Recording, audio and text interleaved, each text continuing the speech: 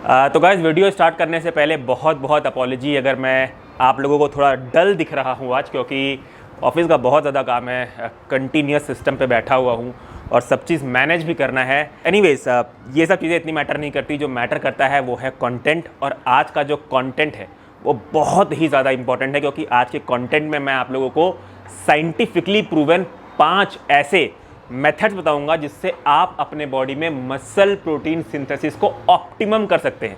जी हाँ गाइस, बिना स्टेरॉयड लिए, बिना साम लिए, बिना कोई फालतू के सप्लीमेंट जैसे कि टर्किस्ट्रॉन, इन सब को अवॉइड करिए, ठीक है। इन सब के बिना नेचुरल तरीके से आप अपनी बॉडी गेन कर सकते हैं, नेचुरल तरीके से अपना मसल प्रोटीन सिंथेसिस बढ़ा सकते हैं, और उसी के बारे में हम आज बात करेंगे। तो गाइस चलिए बात करते हैं उन 5 मेथड के बारे में। सबसे पहला जो मेथड है वो है प्रोटीन डिस्ट्रीब्यूशन। देखिए, जर्नल ऑफ न्यूट्रिशन के अकॉर्डिंग आपका जो पूरे दिन का प्रोटीन इंटेक है उसे आपको रीजनेबली अपने सारे मील्स में डिवाइड करना है, ताकि आप अपने मसल प्रोटीन सिंथेसिस के प्रोसेस को ऑप्टिमम कर सके।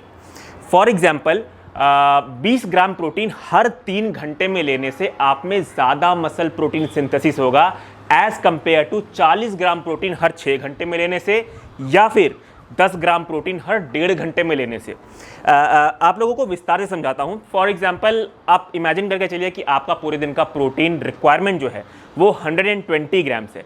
तो इस 120 ग्राम्स प्रोटीन को अगर आप 6 मील में डिवाइड करके 20-20 ग्राम प्रोटीन हर 3 घंटे में खाएंगे तो आप में ज़्यादा बेहतर तरीके से मसल प्रोटीन सिंथेसिस होगा एज कंपेयर टू अगर आप इसी 120 ग्राम प्रोटीन को 3 मील में डिवाइड करके 40 ग्राम हर 6 घंटे में कंज्यूम करेंगे, या फिर इसी 120 ग्राम को बहुत ज़्यादा नंबर ऑफ मील्स में लेंगे और बहुत छोटे छोटे मात्रा में प्रोटीन लेंगे, जैसे कि 10 ग्राम प्रोटीन हर 1.5 घंटे में।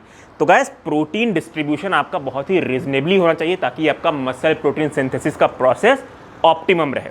अब गाइस बात करते हैं दूसरे मेथड के बारे में, तो वो है प्रोटीन प्रायर टू स्लीप। देखिए, जिस तरह से मैंने आप लोगों को पहले मेथड में बताया है कि प्रोटीन डिस्ट्रीब्यूशन रीजनेबली होना चाहिए ताकि आप पे मसल प्रोटीन सिंथेसिस ऑप्टिमम हो पाए, तो गाइस यहाँ पे इट मेक्स परफेक्ट सेंस कि आप रात में सोने से पहले अपने डाइट में प्रोटीन ज़रूर इंक्लूड करें, क्योंकि जो रात में सोने का टाइम होता है गाइस, वो पूरे दिन में एक ऐसा सबसे लंबा टाइम होता है जिसमें आप कुछ भी कंज्यूम नहीं करते हैं।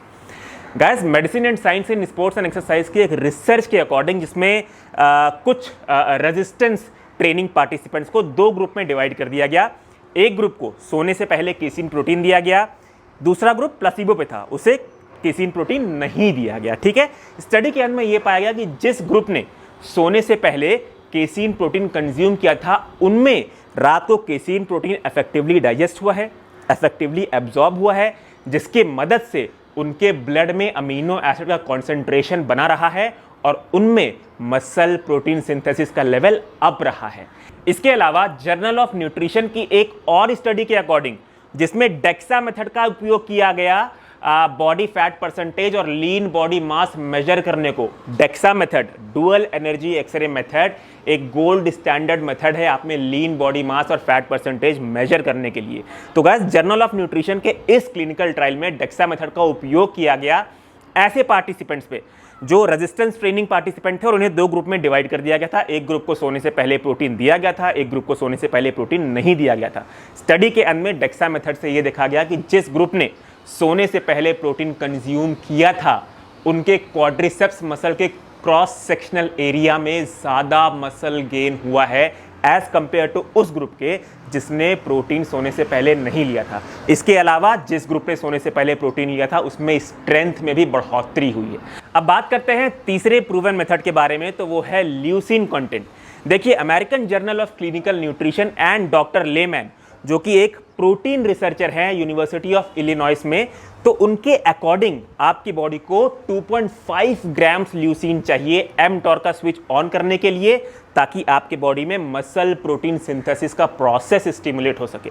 तो गाइस, मेक श्योर करें कि आप जब अपना प्रोटीन, पूरे दिन का प्रोटीन रिक्वायरमेंट जो है, जब आप उसको डिस्ट्रीब्यूट कर रहे हैं, तो आप at least 20 grams protein, 20 to 30 grams protein हर मील में कंज्यूम करें। अगर आप हर मील में 20 to 30 ग्राम्स प्रोटीन कंज्यूम करते हैं, तो आप बड़े आराम से हर मील में 2.5 ग्राम ल्यूसिन कंटेंट इंक्लूड कर लेंगे। और गाइस, 20 to 30 ग्राम्स प्रोटीन हर मील में कंज्यूम करना, आई डोंट थिंक ये काफ़ी चैलेंजिंग है। अब गाइस बात करते हैं चौथे मेथड के बारे में, तो वो है स्लीप। गाइस देखिए, रिसर्च में पाया गया है कि जब हम सोते हैं तो हमारी बॉडी ऐसे हार्मोन्स रिलीज करती है जो कि बहुत ही क्रूशियल होता है आपके मसल प्रोटीन सिंथेसिस के लिए भी और आप में मसल ब्रेकडाउन को रिड्यूस करने में भी। अगर आप इनएडिक्वेट स्लीप लेते हैं तो आपके मसल रिकवरी प्रोसेस में बहुत सारी दिक्कतें आएंगी। और गैस, मसल रिकवरी प्रोसेस में दिक्कत आना तो आप छोड़िए, रिसर्च में यह भी देखा गया है कि अगर आप कम सोते हैं तो रिकवरी तो कम होती है पर आप में मसल मास भी घटता है। 2011 की एक स्टडी के अनुसार जिसमें कुछ पार्टिसिपेंट्स को लिया गया और ये सारे पार्टिसिपेंट्स सेम कैलोरी वाली डाइट फॉलो करते थे, पर इन्हें दो ग्रुप में डिवाइड कर दिया गया। एक ग्रुप को बोला गया कि आपको सिर्फ 5.5 घंटा सोना है और जबकि दूसरे ग्रुप को बोला गया कि आपको 8.5 घंटा सोना है।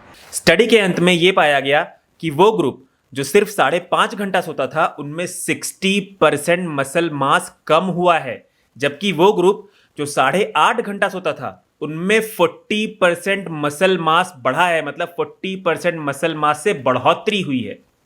तो guys, shrinkage in sleep is equal to shrinkage in muscle. Make sure करें कि आप हर दिन एटलीस्ट 7 आवर्स ऑफ स्लीप ले रहे हैं। अगर 9 घंटे तक भी कर सकते हैं तो बहुत अच्छा है, पर 7 से 9 घंटे की स्लीप आप प्लीज़ पूरे दिन में इंश्योर करें। रात को फ़ोन साइड में रखें और सोने पे ध्यान दें। बात करते हैं सबसे लास्ट मेथड के बारे में, तो वो है वेट लिफ्टिंग।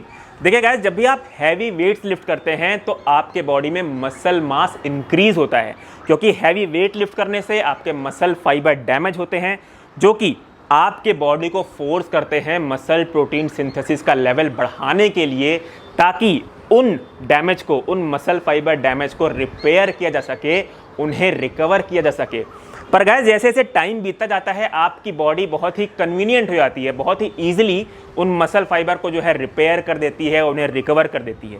इसीलिए गाइस, जैसे जैसे टाइम बढ़ते जाए आप प्लीज़ थोड़ा थोड़ा करके वेट्स को इंक्रीज करते जाएं, ताकि आप ओवर द टाइम अपनी मसल टेंशन को इंक्रीज करते जाएं, जिससे आपका मसल प्रोटीन सिंथेसिस का लेवल हमेशा ऑप्टिमम रहे। और गाइस, एक चीज़ ध्यान रखिए, जितनी ज़्यादा आपके वर्कआउट की इंटेंसिटी होगी उतना ही ज़्यादा आप में मसल प्रोटीन सिंथेसिस होगा।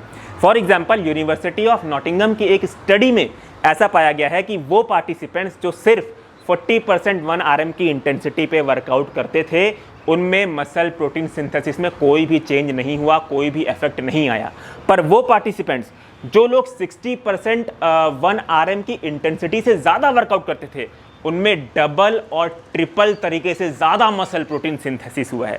तो गाइस, अगर आप वेट लिफ्टिंग नहीं करते हैं, अगर आप सिर्फ कार्डियो या बहुत सारे कार्डियो एक्टिविटीज़ पे ही ध्यान देते हैं, तो प्लीज़ वेट लिफ्टिंग पे आप ध्यान दें और ग्रेजुअली अपना जो है वेट्स आप लिफ्ट कर रहे हैं उसे धीरे धीरे करके इंक्रीज़ करते हैं। तो गाइस, उम्मीद करता हूँ आज का वीडियो आप लोगों को बहुत ही अच्छा लगा होगा और ऐसे ही साइंटिफिक कंटेंट देखने के लिए आप ऑल अबाउट न्यूट्रिशन को ज़रूर सब्सक्राइब करें। मिलता हूँ आपसे अपने अगले वीडियो में guys. Till then be healthy, take care and जय।